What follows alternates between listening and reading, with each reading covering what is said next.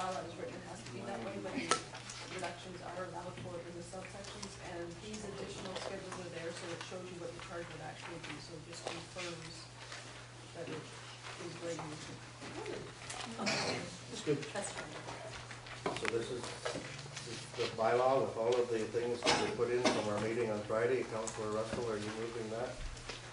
To discuss it, yeah. Okay. And Councillor Underwood Second that.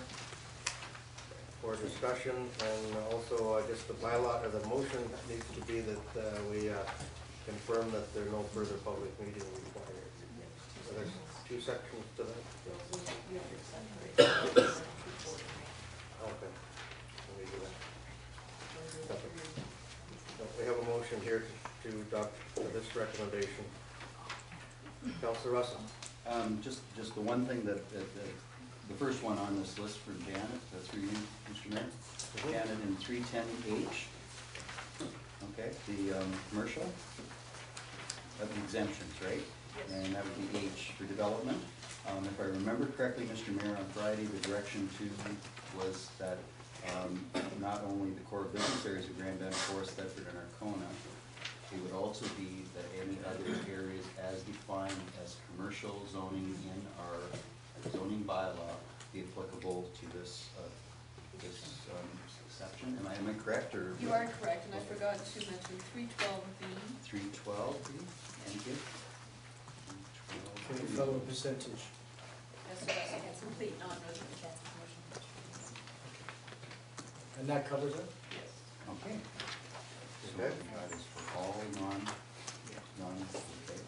We left that section in those core business area in case.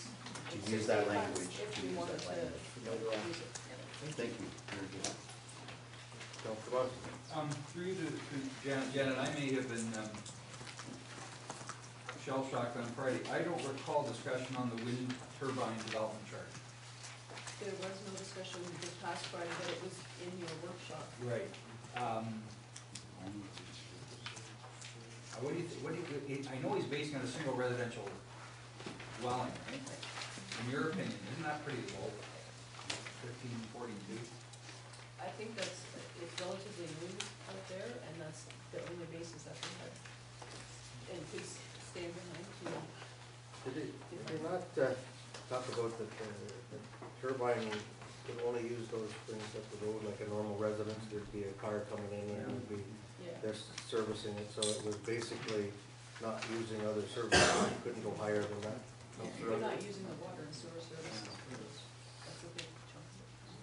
My recollection of the workshop was he explained to us that the highest we could possibly do that he could defend, which has been done in other municipalities, was go by a single residential building, so that's why we went with that. That was my recollection. We'll have to look at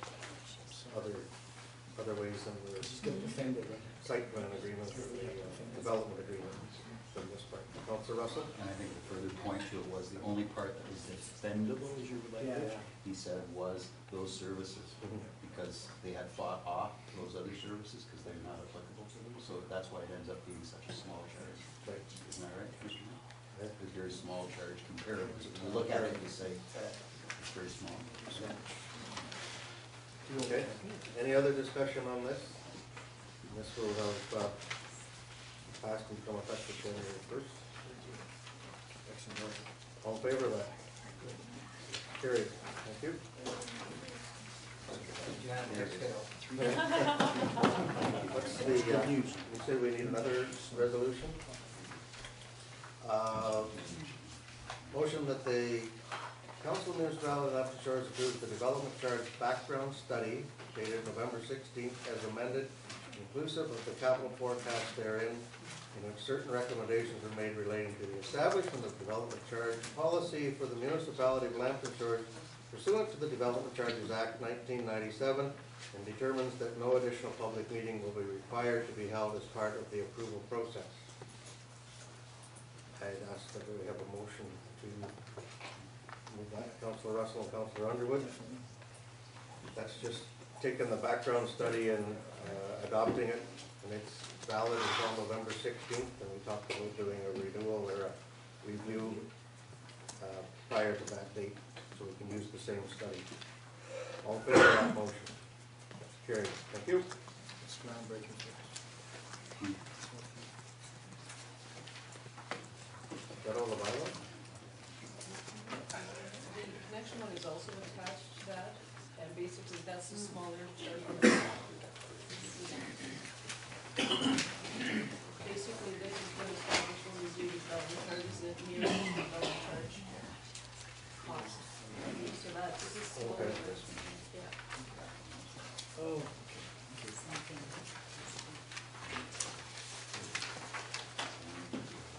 Somebody here? So this would be for existing Right, that's what we were doing. buildings, should they connect to the water and wastewater services? They're already constructed. Okay. Yeah. Bylaw 140, that's this bylaw? We just passed out. It was also included in the development charges study as well. All part of it. Councillor Scott? When we talked about dropping this down, was that B part that we talked about with the other one? Yes, this is the, This is the basic, and then the other ones are the ones that gave us the discounted version on some of those things, because we talked about dropping that down. The commercial and institutional 18 was that the amended amount? Because it was discussion at one point Yes. from the greenhouses, it'd be 1.1 million. yeah, these, yes, it is shown, it's the same as what's on the schedule for the non-residential. But it's just the water and wastewater services that bylaw Fair contains. enough. This bylaw Just 140. checking. Need a motion for bylaw 140. Councillor Scott, Councillor Bonsteele. Questions on this bylaw 140? All in favor of that? Carried. Oh, here's that. Oh, here's that one, too.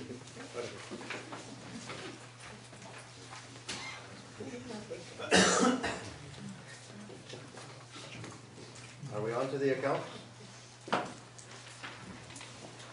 Report 85, November 2012 check listing. Councilor McCray, moved by Councilor McCray, seconded by, gotta get your name on the book. Ken. Sure. Councilor Cook? Spend some money first day. Councilor Bonsteele, question. Question through you to Janet. Janet, check 35756 to the Region and Forest for the Forest Community Foundation donation, $6,000. It seems like a lot of money. What? Can you elaborate on what that's for? What that is, it's a flow-through donation. The Forest Community Foundation provided a grant to the Forest Legion, and they flow it through us. They meet the reporting requirements, and I Okay, believe it's for some. Thank you, thank you. There's a question. I asked. When did you? Okay. All in favor of the accounts? Carried. Thank you. 11.1, notice of motion. This is a notice of motion by Deputy Mayor David Stagg for debt reduction strategy. There, want to speak to it before you get a second? You wanna go? I'll second it. Thank you. Councilor Russell, second that. So, of course, we've gone through the first stage of the notice of motion, and so, the reason why I brought this forward is because, a couple of reasons. One is that I noticed in one of the investments that we made, that we paid actually 30% of the investment's value on interest over the repayment term. And, it actually escalates to hundreds of thousands of dollars. And I notice also too that because we have had these significant investments in infrastructure, that we actually, it's really having a major impact on our water and wastewater rates as well. And we just noticed in our recent discussions what increases we can be projecting in the upcoming years, because